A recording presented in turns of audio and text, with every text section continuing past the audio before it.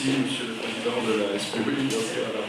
Voilà, je suis à La Réunion pour la première fois de ma vie, ce qui est tout à fait intolérable pour un grand voyageur comme moi qui arrive déjà à un âge avancé. Donc merci de m'avoir invité et merci de nous permettre de partager l'expérience de notre association, Soutien pneumologique international, International Support for Pulmonology, dont plusieurs médecins de La Réunion font partie, Schlossmecher, Lefort, et puis dont Chantal fait partie du conseil d'administration. Alors, renouveau du bûcher thoracique, oui, c'est dans les pays de haute endémicité tuberculeuse, dans les pays pauvres, les zones tropicales, parce que dans nos pays riches, on a l'impression que c'est plutôt le déclin de la radio par rapport au scalaire. Et ce renouveau, il est permis par une nouvelle vue de l'OMS, une nouvelle stratégie de l'OMS qui recommande maintenant le dépistage actif, intensive case clinique dans les groupes à risque. Et puis en plus, maintenant que les objectifs du millénaire sont terminés, la nouvelle perspective à long terme de l'OMS, c'est End of TB en 2035. Donc voilà le plan qu'on va suivre.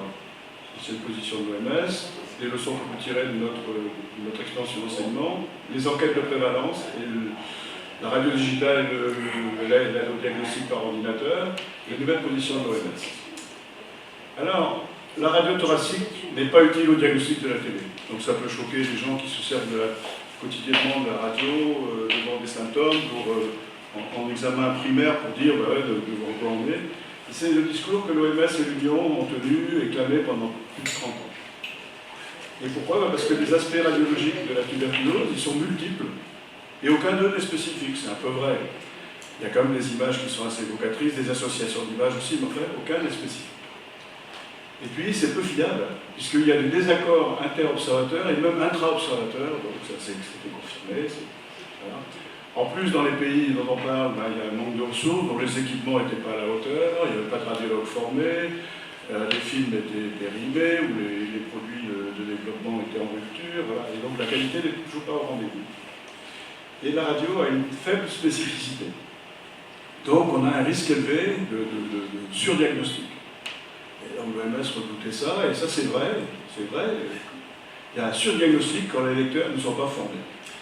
Donc là, un médecin non formé, devant ce patient qui a une toux, une expectoration, de la fièvre, et cette radio, il va donner un traitement antituberculeux. Or, c'est un aspect typique de séquelles tuberculeuses, donc avec une surinfection vu la clinique.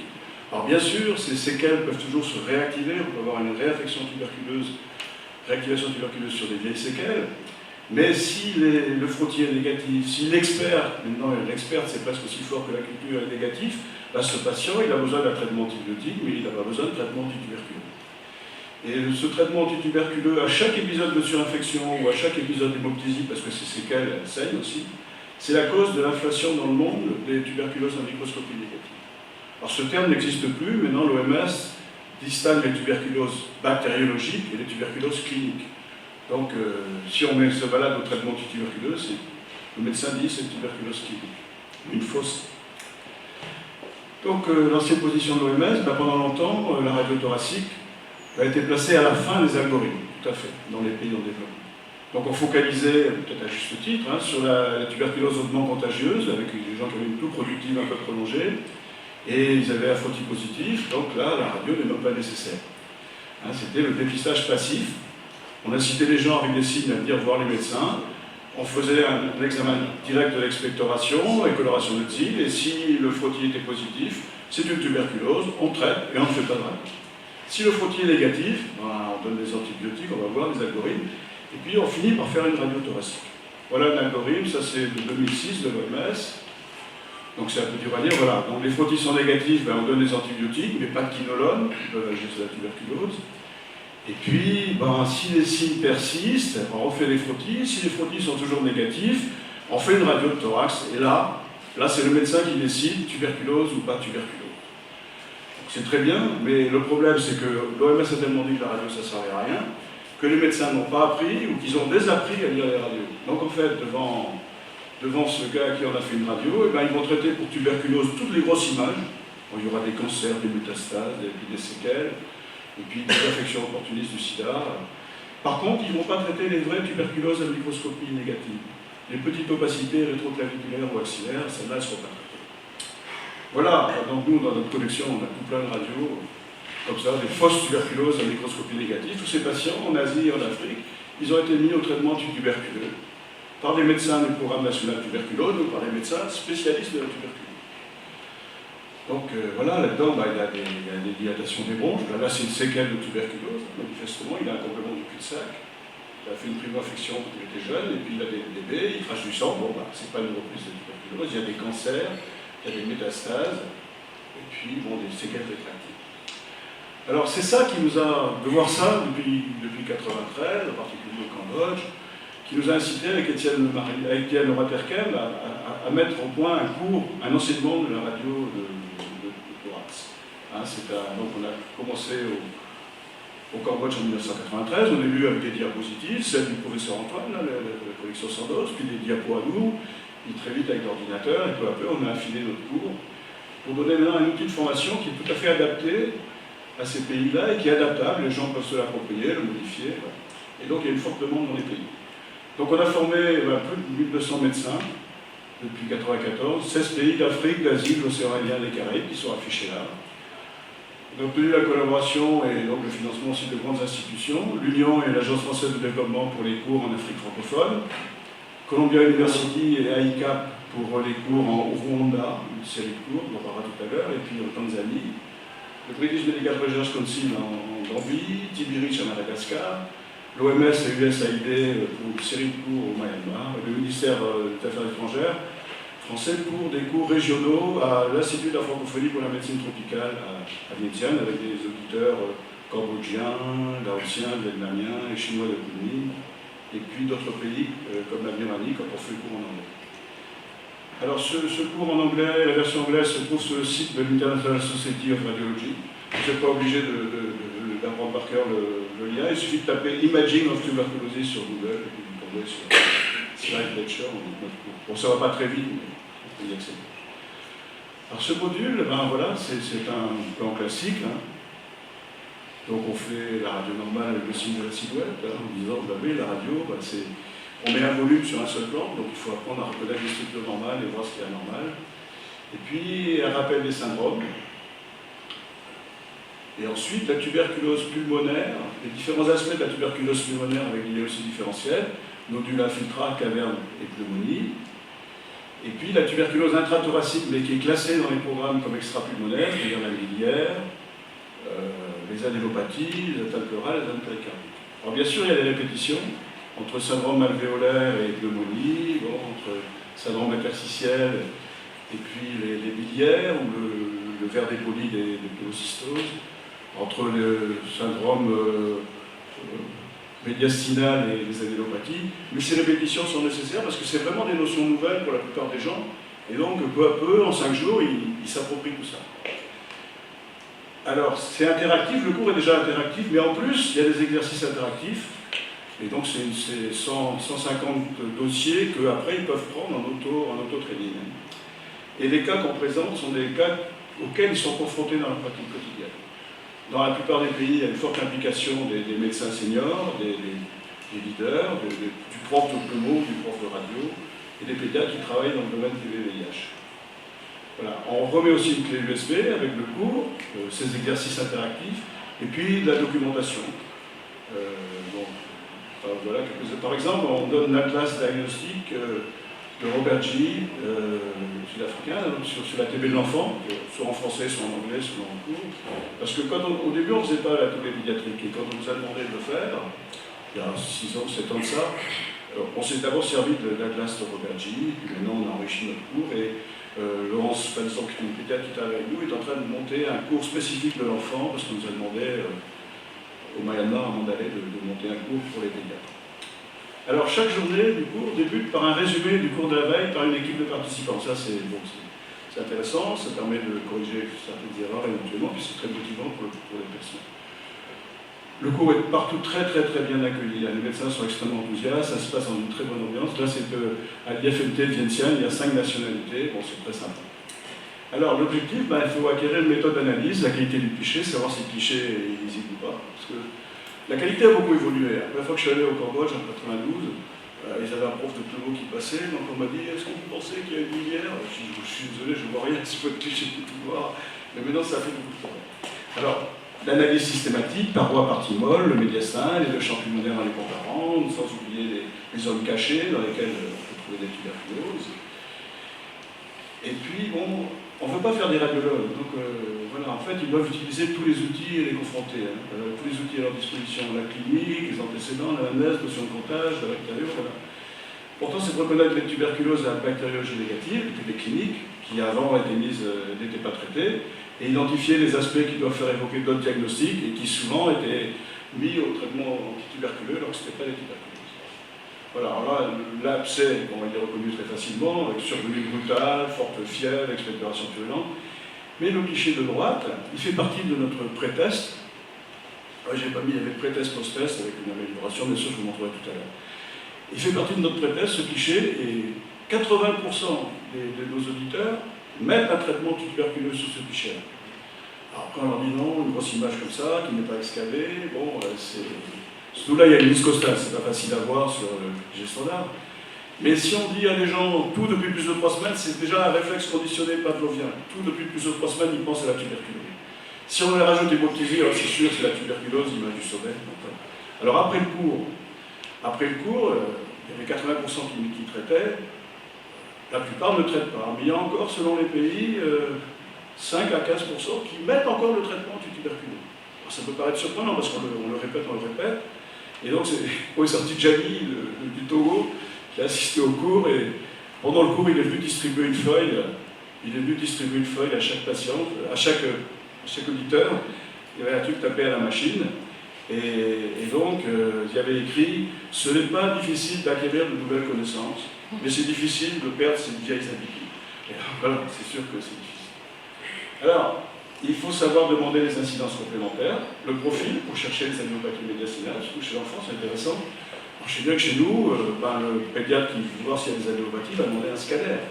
J'ai assisté à 2 conférences par des profs de haut niveau de Tunisie, et récemment, sur la télé de l'enfant, elles ne nous ont pas parlé du profil. Le scanner, c'est bien sûr, mais bon, la plupart des gens à qui on s'adresse n'ont pas... Il y a quelquefois des scanners dans le pays, mais financièrement, ils n'ont pas accès. Donc, le profil est quand même utile. L'incidence des sommets, c'est pratique pour dégager des clavicules et voir les régions claviculaires. Le profil, voilà. La plupart des médecins, tous n'ont jamais prescrit le profil. Et la plupart n'en ont jamais vu. Alors on leur apprend à reconnaître l'espace clair rétrosternal, l'espace clair rétrocardiaque, le cœur, l'aorte, et puis l'artère pulmonaire qu'on voit là très bien. Et quand il y a des ganglions, on ne la voit plus. Donc c'est quand même intéressant le profil pour voir des ganglions. Par exemple, cet enfant, il a une opacité du lobe moyen. Alors qu'est-ce que c'est? Eh bien le profil nous donne le diagnostic, puisque vous voyez, on a un gros paquet ganglionnaire, et puis on a en fait c'est une athéléctasie du lobe moyen. Donc là, le diagnostic est certain. C'est difficile d'avoir des craquages chez l'enfant, bon, mais là, il n'y a pas de problème. On a un diagnostic de tuberculose certain chez un enfant. Alors le Doppler, oui, il va nous dégager l'espace rétroclaviculaire, donc on voit mieux l'image. Voilà. Ça fait une radio supplémentaire. Au Myanmar, la radio est gratuite, donc il n'y a pas de problème. Ils demandent ça, ils demandent les profils chez les enfants, ils demandent les Doppler quand ils hésitent. Mais en fait, nos participants, très rapidement, ils savent identifier ça. Et là, ce patient asymptomatique et à frottis négative, la plupart des gens dans la salle voient la tuberculose rétroclaviculaire droite. Alors après, ce qu'il faut traiter, ça c'est tuberculose. Alors, nous, on pense que oui, mais bon, l'OMS, c'est vrai, est un peu réticente là-dessus. Et puis, en Afrique, on m'a dit, dans un des pays, 25 participants m'ont dit « Ah non, là, on ne traite pas. Là, c'est trop petit, vraiment. Pas de signe, on n'en traite pas. » Et le prof, qui était conseiller du programme, m'a dit « Mais Pierre, si c'est une tuberculose, les signes vont apparaître. » Je lui ai dit « Oui. » Et à ce moment-là, peut-être le malade sera devenu contagieux aussi. Et donc avec end of TB, c'est ça qu'il faut éviter. Ça, c'est un cliché. Alors, vous voyez la qualité des clichés maintenant. Au Laos, dépistage actif dans une prison, sujet à risque. Et voilà, donc c'est un cliché numérique qui nous est transmis. Quand on nous transmet un cliché numérique comme ça maintenant, c'est comme sur l'ordinateur, c'est comme si on regardait un cliché sur un négatoscope. Donc il y a une tuberculose ganglionnaire, il est en droite. Si on le traite, c'est bien. Si on ne le traite pas, un jour il va fistuliser, il va devenir contagieux. Dans la prison, c'est toujours embêtant. Alors, il faut aussi qu'ils apprennent à comprendre le problème des séquelles. Parce que les séquelles, c'est très fréquent. Il y a souvent une symptomatologie bruyante ou inquiétante, comme l'hypoptysie. Des images impressionnantes, et souvent c'est inactif pour la TB. Voilà, hémoptysie chez l'ancien tuberculeux, bon, je pense que vous avez tous reconnu l'aspergillome, hein, développé dans une cavité tuberculosité TRG. Mais c'est un Cambodgien, l'instituteur cambodgien de 42 ans, il a eu 6 traitements anti-tuberculeux. Et ça, c'est la réalité de ce qui se passe. Un aspergillome, chaque fois qu'il va cracher du sang, il aura un traitement anti-tuberculeux. Une séquelle avec des dilatations des bronches, à chaque hémoptysie ou chaque surinfection, il aura un traitement anti-tuberculeux. Donc c'est pareil, voilà, les bronchectasies, unilatérales, rétractiles, c'est une séquelle typique, dedans il y a des bronchectasies, là on les devine un peu, mais même si on ne les voit pas, elles y sont, si on fait des scans, on les trouve. Et donc quand ils crachent du sang, ben, on les remet au traitement anti-tuberculeux. Donc ça c'est méconnu en fait. Quand on a fait le cours régional, on avait demandé est-ce que c'est fréquent les bronchectasies chez vous? Et il y avait 3 Birmans qui ont dit non, chez nous il n'y en a pas. Ben, oui, il y en a tout plein hein, dans les pays en développement où il y a les tuberculoses. Donc il faut qu'ils connaissent aussi les atteintes des patients qui vivent avec le VIH. Il faut qu'ils sachent qu'il y a la possibilité de plusieurs infections associées, qu'on peut avoir une tuberculose mais aussi une pneumocystose associée. Il faut qu'ils apprennent à analyser correctement le cliché pour identifier la tuberculose et ses aspects dits atypiques, mais en fait ils sont caractéristiques de la TB-VIH. Et parfois le frottis est négatif, il faut quand même savoir les mettre au traitement, et puis reconnaître les autres infections opportunistes. Voilà, pneumonie, tuberculose, LM, LID, c'est classique, typique, l'image du milieu, pneumonie bilatérale avec des volumineuses adénopathies, des bulky adénopathies, c'est sûr que c'est une tuberculose. Et ensuite, à droite, c'est une pneumocystose assez caractéristique. Donc, on répète quelques aphorismes, et ils s'en souviennent bien, les participants. On dit, VIH, pneumonie plus adénopathie volumineuse, c'est une tuberculose, même si c'est négatif. Une opacité de plus de 3 cm de diamètre qui n'est pas excavée, c'est probablement pas la tuberculose. Et puis, il y avait un autre truc, voilà. Et une image cavitaire, ça évoque bien sûr d'abord la tuberculose, mais si le frottis est négatif, eh bien, il faut évoquer d'autres diagnostics. Voilà une image, donc, image ronde, TB au cancer. Bon, bien sûr, c'est pas une tuberculose, c'est un cancer si les frottis sont négatifs. Alors, voilà un Laotien, 50 ans, une forte fièvre, tout expectoration purulente avec ces images qui pourront en imposer pour la tuberculose, mais les barres sont négatifs. Alors j'ai adressé ce dossier au directeur du programme tuberculose du Myanmar qui connaît bien la radio, qui est bon. Hein. J'ai dit voilà, c'est négatif, qu'est-ce que vous demandez à un gène expert? Il a dit oui, je demande un gène expert. Mais même si le gène expert est négatif, je donne un traitement tuberculeux, c'est une tuberculose clinique et radiologique. Et puis on avait 3 jeunes birmans qui avaient suivi notre cours à Vientiane, je leur ai envoyé aussi. Et la réponse, on pense d'abord à la tuberculose, mais avec la microscopie qui est négative, on évoque d'autres diagnostics. Est-ce des abcès? Est-ce que le patient est diabétique? Ça pourrait être des abcès à staphylocoque. C'est une mélioïdose. Je regrette que le professeur Alexandre n'ait pas pu venir hier nous parler de la mélioïdose à Madagascar, c'est une maladie qui me passionne. Et donc là, c'est notre élève Sixon à Vientiane qui a diagnostiqué très facilement la mélioïdose par un prélèvement pharyngé, qui l'a guéri avec un traitement d'attaque par ceftazidime et un traitement d'entretien après par bactrimaloxifine, classicamidanie. Et donc, cette maladie mélioïdose, elle semble oublier les 350 qu'on a formés au Myanmar. Aucun des médecins n'avait entendu parler de la mélioïdose, alors que ça a été décrit à Rangoon en 1912 par Whitmore, un médecin capitaine britannique. Alors, il faut évaluer ce qu'on fait, et ça a été fait, nous, pour les cours qu'on a fait au Rwanda. Étienne a fait 6 cours. C'est moi qui devais y aller, mais bon, au Rwanda, procès contre l'armée française, j'étais encore en activité. Rupture des relations diplomatiques avec la France, mes chefs n'ont pas voulu que j'y aille, donc Étienne est allé, il a très bien fait, financé par la Columbia University. Et donc Martine Toussaint de la Fondation Lamia qui travaillait là-bas, elle a évalué le cours, ça a été présenté à une conférence de l'Union, donc heureusement les médecins formés étaient meilleurs que les médecins non formés, mais la performance diminuait avec le temps qui s'écoulait après le cours, et si on répétait le cours, les gens qui avaient suivi 2 fois le cours, ils avaient une meilleure performance. Voilà le genre de courbe qu'on a, pré-test, post-test, avec une progression souvent de 40%. Alors, les enquêtes de prévalence, ça a été essentiel pour changer la vision de l'OMS. Alors, ces enquêtes, eh bien, donc c'est ça qui a remis la bague en honneur. Et le Cambodge a initié ce mouvement. On disait avant, les enquêtes de prévalence, c'est impossible à faire, ça coûte extrêmement cher, c'est des problèmes logistiques insolubles. Et donc ça a été commencé en 2002, au Cambodge, ils ont fait une première enquête, et puis une autre en 2010. Et maintenant, l'enseignement de la lecture de la radio de thorax est effectué en routine au Sénat, c'est le centre tuberculeux de Phnom Penh.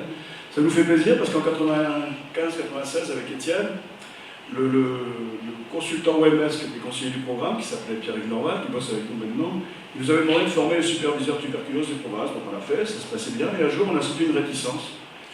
Et les Cambodgiens nous ont dit « Ah non, mais le japonais », parce que c'était Jaika qui avait repris après l'OMS, le japonais a dit que la radio ça sert à rien pour la tuberculose. Alors on a arrêté.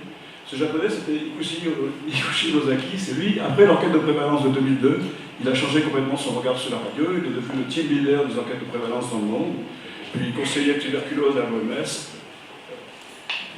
Donc voilà. Ces enquêtes de prévalence, vous voyez, ça a été fait en Asie, en Afrique, beaucoup de pays. En Afrique, c'est surtout en Afrique de l'Est et du Sud, en Afrique anglophone. Il y a le seul pays qui est pour l'instant francophone, le Rwanda. Alors, qu'est-ce que ça a montré? Comment ça se passe? D'abord, on randomise le pays en clusters. Enfin, le pays est divisé en clusters et on randomise les clusters ruraux et urbains qui vont être examinés. Alors, on est amené à aller dans des coins complètement inaccessibles d'habitude. Et dans chaque cluster, toutes les personnes sont interrogées et radiographiées. Alors, s'il n'y a pas de radio, s'il y a une radio qui est normale et qu'il n'y a pas de signe, bon, il n'y a rien. Par contre, s'il y a soit des signes, soit une radio anormale, on fait une expectoration, examen direct des cultures. Et les résultats, c'est qu'il y a plus de tuberculose que prévu dans tous les pays. Au Laos, c'était incroyable. Ils avaient 295 pour 100 000 tuberculeux, et pensait-il, à peine plus que la Thaïlande, beaucoup moins que le Cambodge et le Myanmar qui étaient à plus de 500. Et donc ces enquêtes de prévalence étaient faites pour voir si on atteignait les objectifs du millénaire, diminuer par 2 la prévalence. Et eux, ils ont multiplié par 2 la prévalence. Donc le gouvernement n'acceptait pas facilement les résultats. Et là, parmi les tuberculoses confirmées, donc les cultures plus, il y a plus de microscopie négative que de microscopie positive. Et puis il y a une fois sur 2 les patients sont asymptomatiques et donc diagnostiqués seulement par la radio. Autrement dit, la stratégie actuelle de dépistage de la tuberculose, un patient symptomatique qui vient voir les médecins et qui a des crachats positifs, elle est très utile, elle va détecter les sujets les plus contagieux, mais elle est insuffisante, elle détecte moins de 50% des cas de tuberculose. 30% dans l'enquête du Laos. Il n'y avait que 30% des gars qui avaient à la fois des signes et puis qui étaient microscopie positive. Alors c'est un sacré bazar de monter une enquête de prévalence. Sur le plan financier et sur le plan humain, parce qu'il faut en général 3 équipes, 2 qui tournent en même temps et puis une qui se repose. Donc quand on arrive dans un nouveau cluster, il y a d'abord le recensement, ensuite l'interrogatoire de tout le monde, ensuite la radio et puis le crachat pour ceux qui... Ça c'est l'enquête de prévalence au Cambodge. Alors, ça a montré que la radio était l'outil le plus sensible pour détecter la tuberculose. Les cas asymptomatiques et les cas microscopie négatifs sont communs, sont banals. Et donc ça a interpellé notre ami Onozaki, quand il a présenté les résultats de sa première enquête. Il m'a dit, ouais, il y a des tuberculoses microscopie positive, il y en a qui sont microscopie négative et culture plus, et il y en a qui sont microscopie négative, culture moins, mais radio plus. Après, il faut être sûr que les radio plus sont vraiment des tuberculoses. Donc ça, il faut que les gens sachent bien lire. Actuellement, c'est le cas au Cambodge. En 2002, c'est pas sûr. Alors, est-ce qu'il faut traiter ces cas qui sont radio plus et culture moins? Là, on est au cœur du problème, pour Red Noftili. Parce que l'OMS ne s'est pas encore franchement prononcé. Et puis, il y a des gens qui me disent, en particulier à notre élu à l'Union, ils me disent, ouais, mettons ces petites images-là, qui sont microscopie négative, enfin, qui sont culture négative, est-ce que c'est réellement des tuberculoses? Et puis, est-ce que ça guérit pas tout seul la tuberculose? Ça guérit tout seul, parfois, oui. Nous, au Cambodge, on a vu des centaines de cas de tuberculose qui ont guéri tout seuls. C'est-à-dire, on voit les gars avec des séquelles impressionnantes, qui peuvent être que des séquelles de tuberculose, et on leur dit, vous avez eu un traitement anti-tuberculose? Non. Vous n'avez jamais été traité pour la tuberculose? Non. Donc, ils ont fait une tuberculose dans l'enfance. Ils sont guéris seuls, mais avec des séquelles impressionnantes. Voilà. Et ils sont symptomatiques. Par contre, des petites images, nous, quand on en trouve, on les traite, et celles qui sont loupées, on a des dizaines de cas qui ont donné des tuberculoses contagieuses après. Donc, il n'y a pas d'enquête randomisée, il y a d'études randomisées qui a été faite sur ces malades-là. On pourrait dire, voilà, il y a une image, la moitié on les traite et on les surveille, et l'autre moitié on ne les traite pas, mais on les surveille de façon intensive. Il y a quand même l'étude du Cambodge, l'enquête de 2010. L'enquête de 2010, ils ont regardé ce que ça devenait. Les gens qui étaient radiosuggestifs de tuberculose, mais culture moins, et il y a 8,5 par an qui deviennent contagieux. Qui deviennent bactériaux plus. Alors certains sont uniquement culture plus, mais certains sont déjà microscopie plus, donc très contagieux. Alors ils sont à haut risque, ces patients, radio plus, culture moins, sont à haut risque de tuberculose, ils nécessitent un suivi, c'est le message actuel de l'OMS, mais le suivi n'est pas facile à faire dans des coins, on va dans des coins paumés, on trouve des cas, si on les trouve, il vaut mieux les traiter. Donc la radio maintenant est remontée dans l'algorithme, et donc l'OMS a modifié son jugement. Alors, quid de la radio digitale et du diagnostic aidé par ordinateur? L'OMS recommande le dépistage actif dans les groupes à risque. Les groupes à risque, bon, les prisons par exemple, les bidonvilles, mais aussi tous les sujets contacts. Tous les sujets contacts. Il y a beaucoup de pays où le sujet contact d'un patient tuberculeux contagieux n'ont pas de radio. Au Gabon où j'ai travaillé, c'était incroyable. Tuberculose dans une classe de 50 personnes, tuberculose très contagieuse, on ne peut pas faire la radio parce que personne n'a pris en charge ce problème. Alors, l'OMS recommande X règles, DDR, Direct Digital Radiographie, et XPERT, parce que c'est très sensible, et puis c'est très sensible, c'est très rapide pour la radio. Voilà. Alors, la radio numérique, ça a beaucoup d'avantages. Le traitement de l'image rapide et facile, on peut ajuster la qualité d'image, on n'a plus de mauvaise image radio, il n'y a plus de fil, il n'y a plus de produits chimiques, donc pas de problème de rupture de stock, plus de chambre noire. Chaque image coûte peu cher. Quand on a acheté la machine, après, le faire un guichet, ça coûte rien du tout. On peut stocker, on peut transférer à distance pour une télémédecine. Il y a un investissement initial un peu coûteux, classiquement ça valait 200 à 300 000 US dollars. Et les prix sont en train de baisser. Bon, il faut un peu de formation, bien sûr, pour les manipulateurs de radio. Et puis il y a besoin de maintenance. Maintenance de la radio, c'est comme avant, comme le tube classique, mais il faut aussi la maintenance informatique. Alors les prix baissent, ça c'est un appareil américain, le X-Ray, qui est à 66 500 dollars. Et au Myanmar, ils utilisent un matériel coréen, bon, qui est un peu moins joli, mais qui marche bien, et qui est à 50 000 dollars. Là, c'est Pierre le Nanda qui teste la machine. Alors voilà, la DDR, c'est ça, c'est un panneau détecteur de rayons X, donc le tube, c'est toujours le même tube de rayons. Et on a un affichage diagnostic en niveau de gris, haute résolution sur l'ordinateur. Alors, ça, c'est le plus cher,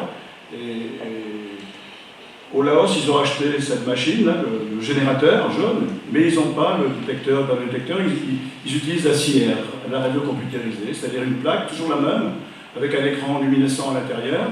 Et pour avoir l'image sur l'ordinateur, on met la plaque dans un lecteur. Donc là, c'est au Cambodge, et puis vous voyez à Haïti. Alors c'est bien parce que c'est transportable, facilement transportable, c'est adapté aux équipes mobiles pour le dépistage actif dans les groupes à risque. Alors on pouvait transformer une radio analogique en CR en achetant la plaque et le lecteur. Et maintenant on peut transformer en radio DDR. On trouve sur le marché depuis peu des DDR plates. Le prix n'est pas bien fixé, mais pour 15 000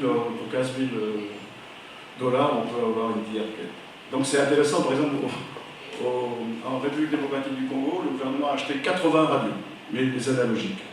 Donc ils vont pouvoir peu à peu les transformer en numérique, parce que je crois que le numérique est incontournable. Alors le CAD, Computed Diagnosis. Donc les médecins de l'OMS et de l'Union, ils ont rêvé d'un outil comme ça de lecture automatique de la radio, un peu comme actuellement on a la PCR automatique avec GenExpert, et donc on n'a pas besoin d'être biologiste, on met dans la machine et 1h30 après on nous dit tuberculose ou pas tuberculose, résistant à l'hémophobicine ou pas. Là, ils rêvent d'un truc qui dirait ça.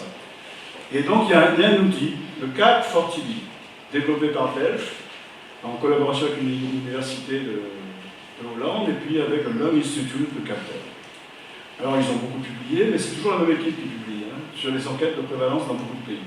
Et le message qu'ils diffusent, c'est ça. L'ordinateur améliore la qualité et l'efficacité du dépistage. C'est probablement vrai. 90% des lésions manquées par le lecteur humain sont reconnues par le CAD. C'est probablement vrai aussi. Un lecteur humain détecte moins de 50% des lésions de moins d'un centimètre. Bon, quand ils ne sont pas formés, oui, c'est sans doute vrai aussi. Et puis le CAD est adapté au triage rapide, oui, sûr.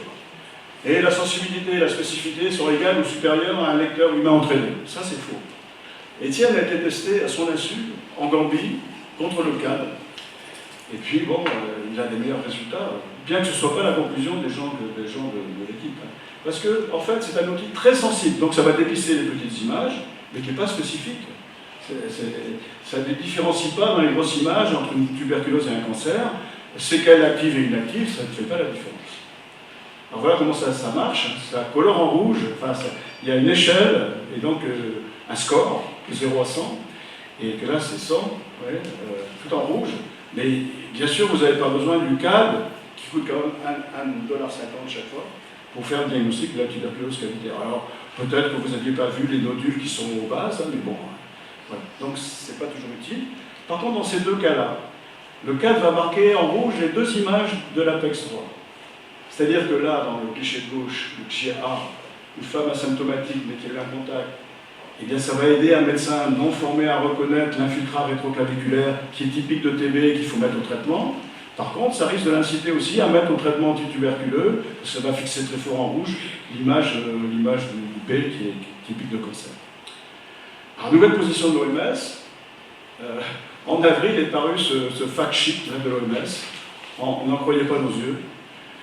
Parce que dedans, ils disent ouais, que c'est essentiel pour la détection précoce, que c'est essentiel pour end of TB, voilà, que ça améliore le diagnostic, que c'est voilà, pour les enfants, c'est très utile aussi. Et ça améliore l'efficacité du GenExpert. Et puis, bon, chez les patients qui vivent avec le VIH, c'est extrêmement utile aussi pour eux. Donc, c'est tout ce qu'on répétait en prêchant dans le désert depuis 20 ans, voilà, maintenant c'est reconnu.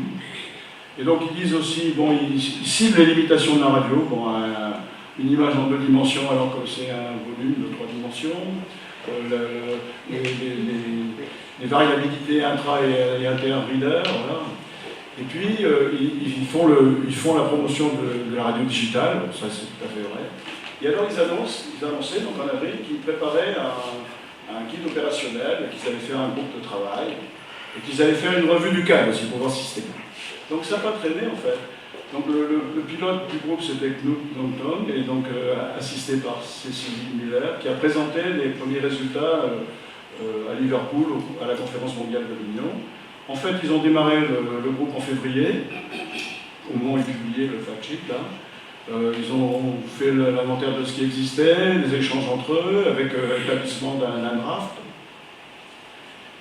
une revue entre eux en août-septembre, et puis un meeting le 28-29 septembre à Genève, où on a finalisé un produit qui c'est pas un guideline, mais c'est une guidance, voilà. Et ça va sortir, ça devait sortir en novembre, voilà le bouquin comme il va sortir, et donc il devrait sortir dans les jours prochains. Un document de synthèse sur la radio, l'avis de l'OMS sur la radio. Voilà, donc ça c'est comme ça, introduction, la radio thoracique comme outil de triage, la radio thoracique aide au diagnostic, outil de dépistage, spécification technique, assurance qualité, ça c'est important, et puis l'utilisation dans les programmes, donc, parce que c'est pas rentrer dans la routine, pour l'Afrique en particulier, c'est une révolution culturelle, donc c'est pas gagné. Et puis ils font un peu des études économiques, coût-efficacité. Alors, ce qu'on faisait classiquement, c'était le crachat et après la microscopie. Vous voyez, ça coûte pas cher, mais ça ne dépiste pas beaucoup de tuberculose. Si on prend tous les symptômes qui sont compatibles avec la tuberculose, c'est un peu mieux. Voilà. Si on rajoute la radio, on améliore. Ouais.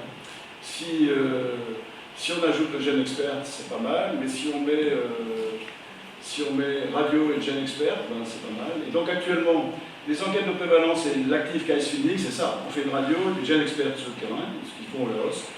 Donc ça coûte un peu cher, mais on trouve beaucoup de tuberculose, il n'y a pas beaucoup de faux négatifs. Dans les centres de consultation fixes, il y a soit ça plus de GenExpert, soit si on fait la radio, on améliore le résultat. Donc voilà, c'est ces deux schémas qui vont être un peu préconisés. Alors, les problèmes non résolus. Eh bien, est-ce qu'il est possible de faire le diagnostic de TB uniquement sur la radio? Voilà. Autrement dit, cette petite image du sommet gauche rétroclaviculaire, est-ce qu'on va la traiter? Est-ce qu'on va traiter cette image? Et là, est-ce qu'on va traiter cette image de tuberculose ganglionnaire? Eh bien, voilà la réponse de l'OMS actuelle. La radio seule ne peut pas faire le diagnostic de tuberculose. La confirmation bactériologique doit toujours être recherchée. Je suis d'accord. Bien sûr qu'il faut toujours rechercher la confirmation.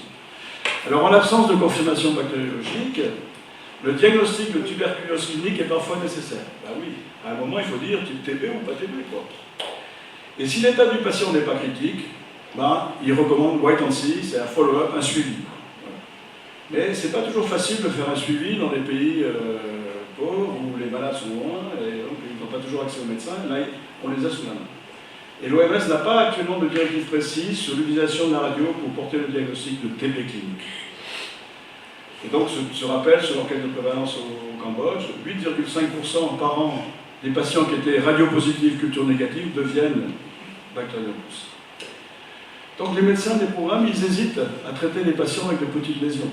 Et ce sera particulièrement net en Afrique, où la radio n'est pas du tout rentrée dans la... à la conférence de Liverpool, il y avait End of TB, il y avait donc une conférence, les 3 piliers pour atteindre le End of TB. Et bien dans cette conférence d'1 heure et demie, plusieurs présentations, on ne parlait pas de la radio. Il y avait un autre truc, c'était active case fielding, c'est-à-dire au lieu d'attendre que le malade vienne, ils vont chez les gens, et bien ils vont sans radio, contrairement en Asie où ils font cet active case fielding avec la radio. Là, il y a toute une publication de pays africains francophones, pas de radio. Donc, alors ces malades, ces médecins qui hésitent à traiter, ils traitent beaucoup de tuberculose à microscopie négative, qui ne sont pas du tout les tuberculoses. Vous avez vu ça. Donc, dans la perspective End of TB, ce serait important de traiter ces tuberculoses débutantes avant qu'elles deviennent contagieuses. Alors, quand on a la notion d'un contact étroit avec un tuberculeux contagieux, ça c'est un argument fort pour traiter. Mais dans les pays de haute prévalence, tout le monde est un peu en contact quand même. Voilà, par exemple, une femme qui vit avec un patient en microscopie positive. Elle va bien, elle est asymptomatique, elle a un frottis négatif. Alors, qu'est-ce qu'on fait? Il y a quelque chose sur la radio quand même.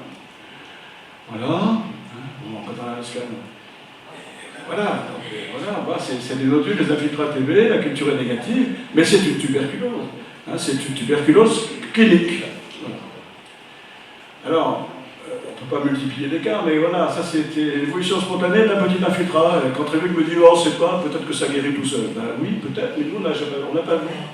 On n'a pas vu, c'est une infirmière qui est recrutée dans l'hôpital de mon ami Étienne, qui était fou. Et donc, visite d'embauche, et ben, le radiologue n'a pas vu la petite opacité. Voilà. S'il a vu un cadre, il l'aurait vu, mais là, il ne l'avait pas. Bon, la fatigue et tout, il ne faut pas méconnaître tout ça aussi. Hein. Et donc, ce petit infiltrat a été méconnu. Et 3 ans après, la même infirmière qui travaillait aux urgences, et ben voilà, en fait, elle avait une tuberculose contagieuse avec une cadavre. Alors, en conclusion, après des décennies de rejet, la radio est maintenant reconnue par l'OMS comme utile au diagnostic de la tuberculose. Ça, on est rassuré. C'est l'outil de diagnostic le plus sensible. Hein, voilà. Donc, et c'est donc tout à fait adapté au dépistage d'un groupe à risque. La radio numérique, c'est un projet majeur. Je crois qu'il ne faut plus installer de radios qui ne sont pas numériques. Parce que bon, moi j'ai vécu les ruptures de films, les ruptures en Afrique, au Gabon, les ruptures de produits de développement. Je crois que c'est... Et donc le cliché, il vaut très peu cher, quoi. Partout, on peut le faire partout. Mais il y a un petit investissement initial, mais qui est à la baisse. Alors le cadre, Computer Detection, c'est une bonne sensibilité pour le dépistage des lésions minimes et une faible spécificité. D'ailleurs, le groupe de travail de l'OMS ne l'a pas reconnu, ils ont revu leur copie. Et pour les tuberculoses radio plus, bactéries au moins, l'OMS préconise un suivi, mais qui n'est pas toujours facile à assurer dans les zones isolées. Elle ne recommande pas encore de traiter sur la radio seule ces tuberculoses débutantes, ce qui serait pourtant utile dans la perspective End of TB en 2035. Alors, au Myanmar et au Laos, les équipes mobiles, ils traitent. Alors évidemment, ça nécessite des contrôles de qualité, il faut mettre en place un système, comme on l'a fait pour les microscopies, où les microscopistes ont envoyé des lames positives et des lames négatives à l'échelon supérieur, et l'échelon supérieur ont envoyé des lames pour contrôler. Il faut contrôler la pertinence du diagnostic. Là, par exemple, au Myanmar, en février, on a revu 3 provinces. On a revu les équipes mobiles de 3 provinces, Yangon, Mandalay, Tangi, avec de très bons résultats. Mon collègue, qui est un épidémiologiste normal, il était surpris, il me dit, mais t'es d'accord? Je dis, ouais, ils mettent des diagnostics, ils mettent des traitements antituberculeux, mais c'est des vrais tuberculoses. Mais pas toujours, voilà, ça c'est au mois de mai, donc dans les exercices, je vais donner nos exercices, on leur dit, amenez vos radios, on va discuter sur vos radios. Donc le médecin de la mobile team de Mandalay, il nous présente ces cas, et puis parmi ces cas, il y avait ces 2 femmes symptomatiques à frottis négatif. Alors, est-ce que vous pensez qu'elles sont tuberculeuses, toutes les 2, aucune, ou une seulement, et laquelle? Alors lui, il a dit, là je mets un traitement tuberculeux, et là j'en ai pas. Alors, mauvaise pioche, parce que là il y a une rétraction, un petit poumon gauche, il y a des calcifications du sommet, le huile est ascensionné, le diaphragme est ascensionné, c'est une image de séquelles. Donc là, si la microscopie est négative, l'expert négatif, il ne faut pas traiter. L'autre, par contre, c'est un infiltrat tout à fait évocateur de tuberculose. Donc, améliorer la qualité d'interprétation, c'est très faisable et les jeunes médecins sont extrêmement demandeurs et ils apprennent extrêmement vite. Et ils voient bien, ils voient mieux que moi dans la vue. Et le diagnostic de TB clinique, ça reste un problème, mais ça pourrait être amélioré par une formation des médecins. Et par contre, il faut répéter ces formations et puis maintenir un contrôle de qualité. Donc notre outil il est particulièrement adapté à ces pays, mais même aux médecins qui travaillent dans les districts. Il faut une implication des responsables locaux. Il faut que les gens du programme s'approprient cet outil, qu'ils mettent en place un groupe de travail pour faire les contrôles de qualité. Alors, un facteur limitant, dans beaucoup de pays, c'est la non-gratuité de la radio. Au Myanmar, c'est gratuit. Dès qu'on va dans le milieu public, c'est gratuit. Donc c'est simple. Et dans les équipes mobiles, ils n'hésitent pas à demander un profil, à demander... Par contre, à Kinshasa, c'est 30 $ la radio. Donc évidemment, si on dit, je ne sais pas s'il y a des gobelins, je voudrais bien un profil chez cet enfant, 60 $, la famille ne mange plus pendant un mois. Donc c'est impossible. Voilà. Je vous remercie. Je remercie aussi les programmes qui nous ont accueillis, et puis les associations, les institutions qui ont permis de les organiser. Pierre-Yves Norval, la team qui a su faire les dossiers pour qu'on ait le soutien de ces institutions. Et puis les collègues qui ont participé à l'enseignement, donc Yannick Lefort qui est de la Réunion, et mon copain Étienne de toujours, et puis voilà, Olivier Brun, Jacques. Merci beaucoup.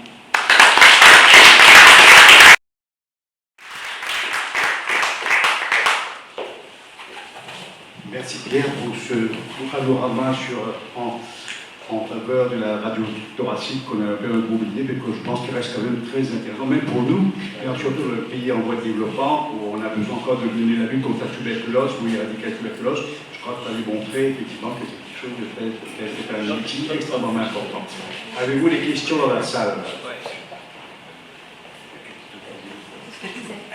Pierre, merci beaucoup.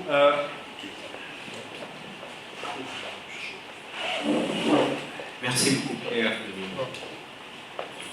ton propos. Tu penses que cette maladie honteuse pour l'humanité, est-ce que c'est un problème de moyens actuellement ou un problème de volonté, sincèrement entre les extrêmes? De culture. Tu sais, c'est honteux, ça a été honteux. Les jeunes, là, c'est pas honteux pour eux, la tuberculose.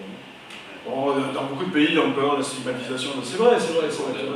Mais je crois qu'il faut communiquer. Est-ce que tu penses que la volonté mondiale de l'Organisation mondiale de la santé est franchement à l'auteur de la simplicité de prise en charge? Les choix qui ont été faits ne sont pas des choix scientifiques, c'est des choix qui ont été guidés par l'économie. Donc c'est pour ça qu'on a fait... Ça ne vous met pas le prix d'un petit avion de chasse ou une bombe qu'on envoie aux gens là partout dans le monde entier. Oui. C'est incompréhensible, sincèrement jusqu'à maintenant, c'est incompréhensible. On tourne en rond, c'est un truc qu'on peut le traiter, on peut le l'éduquer, mais il suffit d'un petit avion de chasse, voilà le prix. Pendant longtemps, on n'a pas eu d'argent, donc on a fait des choix. Mais maintenant, il y a beaucoup d'argent sur la tuberculose. Et par contre, on a développé, il y a un truc qui s'appelle FIND, pour trouver des nouveaux outils diagnostiques. Mais on a oublié la radio, et je pense que ce petit groupe-là va convaincre les autres, Mais quand notre collègue Norval a alerté le directeur de l'OMS, lui il a balancé à plein d'experts, il y a un expert qui a dit mais c'est pas du tout ça, la radio c'est pour dire normal anormal, et si c'est normal, bon ça va, si c'est anormal, on fait gène expert, et si c'est une tuberculose, ce sera gène expert positif. Alors là c'est l'hérésie, parce que c'est un spécialiste de l'OMS qui pense qu'il ne peut pas y avoir de tuberculose à bactériologie négative, car il y a des tuberculoses, on le sait tous, débutantes, qui sont à culture négative. Et si on veut end of TB, il faut les traiter, donc la radio permet de le faire, à condition qu'on apprenne aux gens à les lire. Que Tanguy? Oui, c'est une question en fait qui s'est posée à nous. Et souvent, cette tuberculose à l'examen direct négatif. Oui. Alors, on attendait la culture. On sait que la culture, ça met un mois. On Oui. peut avoir la PCR. Est-ce que ces pays ont doté pour avoir le PCR? Oui, l'expert maintenant est disponible presque partout. L'expert, c'est la PCR. Maintenant, dans les guidelines, donc c'est encore négatif, on démarre un traitement tuberculeux, on n'est pas précieux. Il faut quand même surveiller ces patients. Absolument. Et dans les guidelines, combien de temps après on surveille ces patients pour voir si c'est pas à côté, parce que on sait on est peut-être passé à côté du diagnostic. Oui. Et on préfère mettre en route un traitement. On a C'est- suffisamment d'arguments cliniques, D'accord. Oui. d'arguments radiologiques. Ça, c'est une très bonne question, mais ce n'est pas abordé par l'OMS. Nous, ce qu'on avait, naïvement, quand on a vu au Myanmar, on s'est dit, il faut faire une étude, on randomise, quoi. Hein. Certains, on va les traiter et les surveiller quand même, voir ce que ça devient, comme tu dis. Et d'autres, on pense que c'est la tuberculose, mais comme il n'y a pas de preuve, on surveille. Je sais pas, les 2 mois, on fait un expert d'une radio, par exemple. Et puis ça, c'est difficile à instaurer ça. Mais actuellement, l'OMS ne recommande pas de suivi. Ça, c'est... De même que l'OMS ne recommande pas la radio de fin de traitement. Parce que moi, qu'on mette des tuberculoses au traitement sans faire de radio, ça ne me gêne pas. Parce que quel que soit l'aspect radio, le traitement sera le même.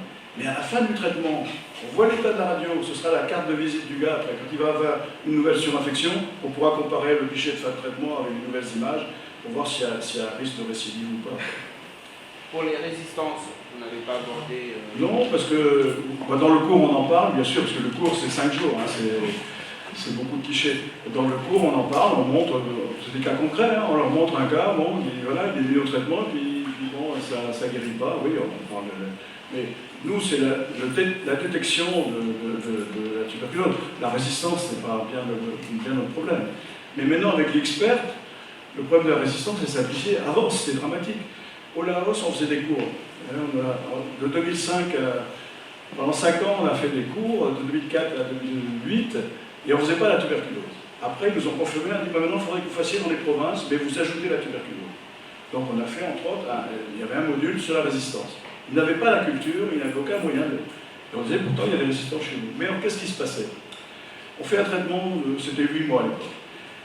Alors, le mec, il n'est pas guéri. Ben, on rajoute le catégorie 2 de l'OMS, c'est-à-dire qu'on rajoute de la streptomycine.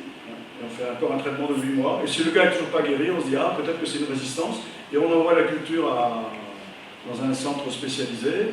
Et au bout de 3 mois, on va avoir le diagnostic. Maintenant, avec l'expert, le gars qui est positif, traitement initial au 5e mois qui est positif, il a un expert et on sait si c'est une résistance ou pas. La prise en charge des MDR a beaucoup changé dans tous ces pays. D'autres questions? Merci. J'aimerais apporter ici le cas de Mme Escar en matière de prise en charge de la tuberculose.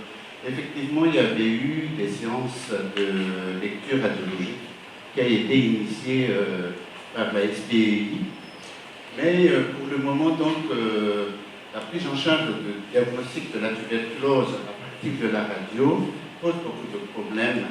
Parce qu'il y a des cas où il y a, comme vous l'aviez rapporté tout à l'heure, des cas avec des hémoptysies qui ne sont pas la tuberculose, qui ont obtenu des traitements 3 ou 4 fois de la tuberculose et qui va générer ultérieurement l'émergence des souches résistantes.